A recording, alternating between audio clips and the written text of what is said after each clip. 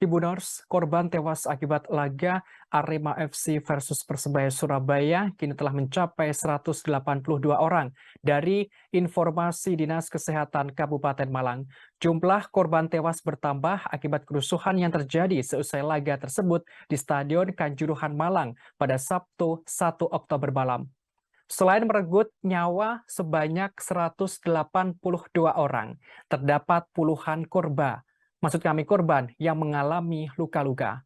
Tentunya insiden tersebut menjadi duka bagi dunia sepak bola Indonesia, bahkan dunia.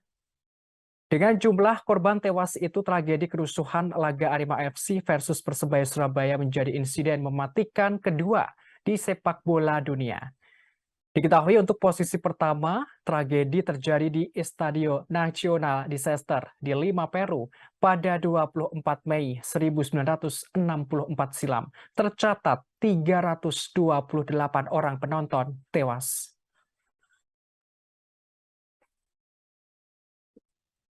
Terima kasih sudah nonton. Jangan lupa like, subscribe, dan share ya.